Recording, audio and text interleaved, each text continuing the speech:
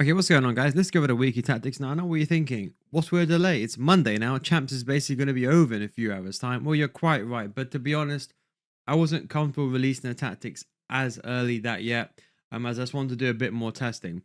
The biggest issue that you're going to find with these kind of this setup is that you're going to need multiple positions. Okay, so for example, as I mentioned to you, the best formation to defend is the 4-3-3. Now, we are taking this off a 4-2-3-1. So with a 4-2-3-1, you have two CDMs, and then you have the cam, and then you have the left wing and right wing. So in effect, if you wanted to use some variation of a 4-3-3, this would actually be the best defensive option. Let's say to close the game out, something like this where you defend like this. I think the wingers are still very important.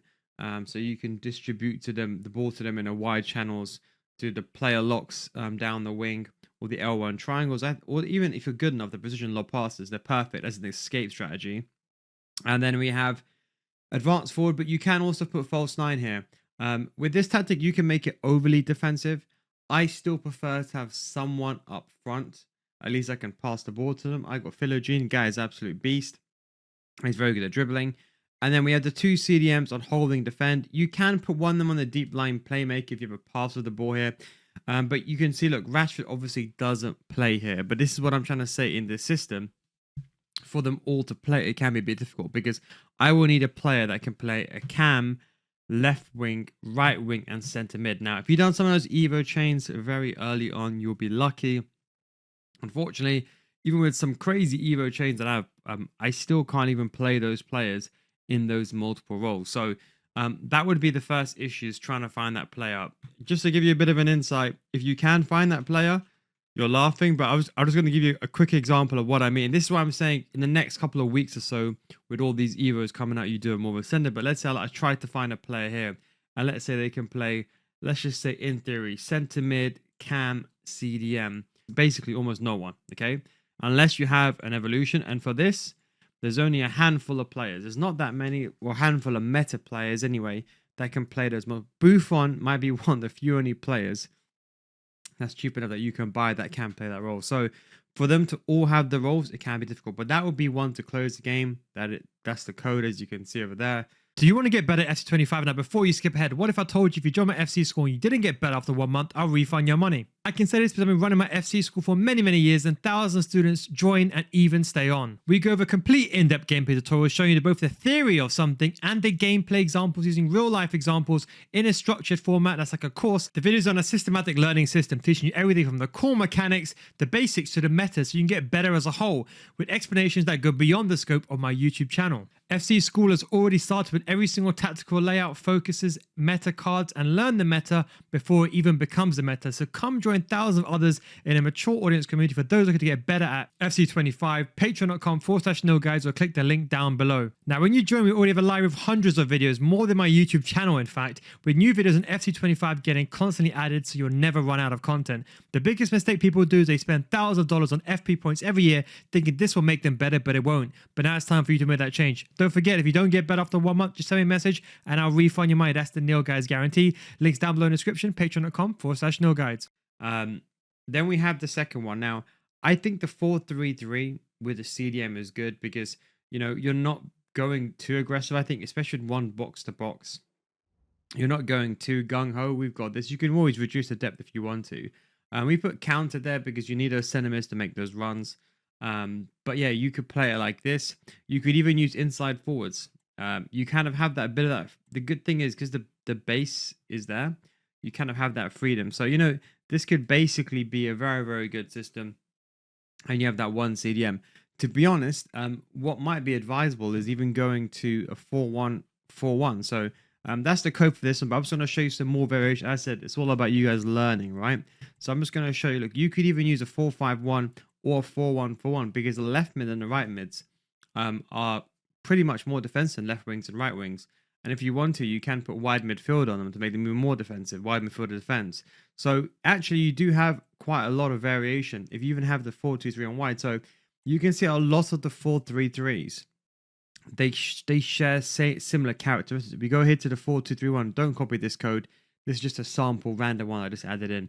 But this 4-2-1-3, for example, you can see progressively how you make that improvement. So if you are going to play a system like this, it will depend on what players you have. Some of you may need to play a 4-5-1.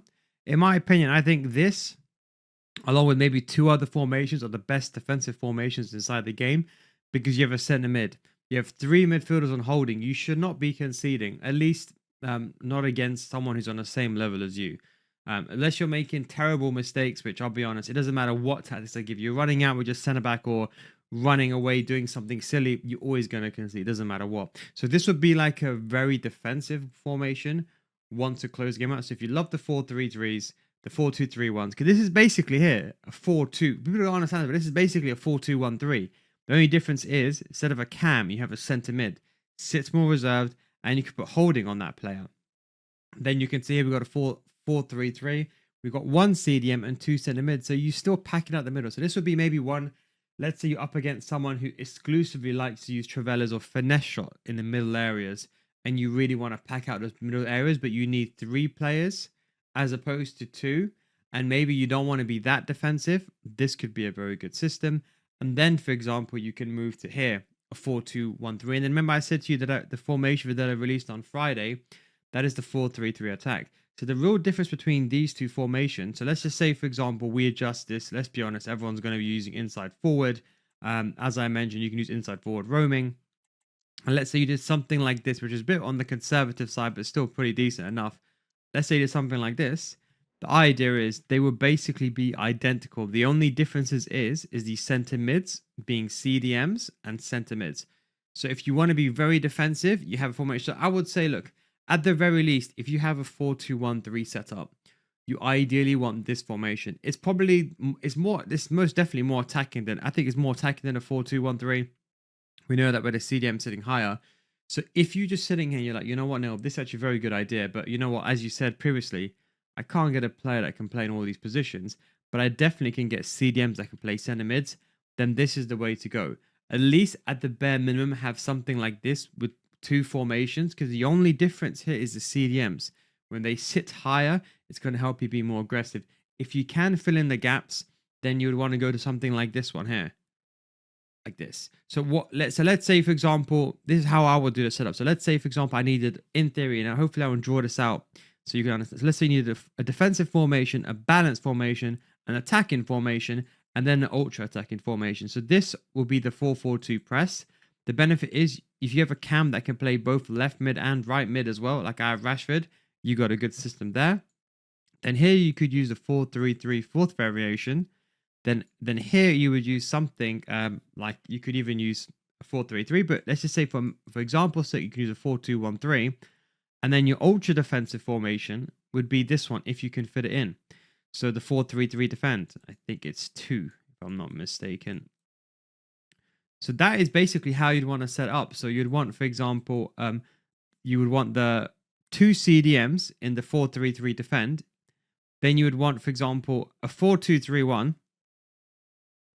Then you'd want the 4-3-3 fourth variation. Again, the center mid's only being the difference. And that way you're progressively becoming more attacking. And then you'll use a 4-4-2 for ultra attacking. And let's be honest, the 4-4-2 still, let's be honest, one of the top, I think it's top 3 formations. But there, look, automatically in this system, you already have 2 of the best formations inside the game, just in those tactics. And then basically you have one that's basically a bit more attacking than a 4-2-1-3, but still has a left wing and right wing. And then you have a CDM variation. So this is how you create those expertise tactics, is that once you have to create that system where you progressively go forward, because sometimes inside the game, I'll give it, this will really come to light maybe when you go up to the higher division. Let's say you're not making mistakes in the elite division. You may find someone who's just very good with their CDMs, or they sit very, very high, or they sit deep, and you need to adjust that. And that is why switching like this can change everything on the fly. The only issue that I have with this is finding players. So if you're watching this and you're like, you know what, I still can't find the players, then don't sweat it. As long as you have at least one, I would say try to get at least 2 CDMs, because then what you could do is, for example, you could always go to like a system like this and sub on a center mid if you really want to. At least there's players that can play center mid and cam. So that would be the best solution right now. But anyway, I hope you enjoyed this video. Thanks for watching. Don't forget, if you want to get better FC, come to my Patreon series, patreon.com/no-guides. Don't go above the 1 month. We will refund your money. It's a no guides guarantee. Thanks for watching. Hope this kind of helps. A bit more of an education type video. Sorry for the delay as well. I was just doing some testing. I was trying to figure out what players can play where, but apart from Buffon and a few other players, there isn't that many options. So this one, you might have to fine tune this for yourself. So see what players you have, see who you can fit in. And let's say, for example, you can't, you could always go to, for example, a 4-2-3-1, which would be a more conservative version of this because you have left. Well, it depends how you look at it, but you have left mids and right mids on a 4-2-3-1 wide, exact same system, and left mid and right mids are more defensive. So technically speaking, you could even do, for example, a 4-3-3 defend, and then you could have a 4-2-1-3. Let's just say hypothetically speaking, and then you have here instead of going to so then you have a 4-2-3-1 wide with two center mids. So two center mids, two CDMs, left mid and right mid. Then you can go here to the 4-2-1-3. And then after that, you can go either to the 4-4-2 straight, or you can go to my 4-3-3 fourth variation. So as you can see, incrementally, do you see how this changes? So you got here, let's say this is the one with the CDMs, right? So you got two CDMs here. You got two CDMs. This one here, you have two CDMs again, but this way you have a cam instead of a center mid. So you've been a bit more attacking. Then here you have a left wing and a right wing, which is becoming more attacking than left mid and right mid. So these are basically identical formations. This a lot of people just don't understand. It's not one formation that's really matters. Yeah, one can stand out because it's more balanced, but everything has a specific use case. And then you go to this system where you have center mids instead of CDMs. So the idea is this is the best tip I can give you. Whatever system you choose, even if you just choose one formation, have a progressive system. There's so many times in the game you want to be slightly more attacking, but you don't want to change the system. This is the perfect thing to do. And guys, thanks for watching. Hope this helped. Catch you next time. Peace.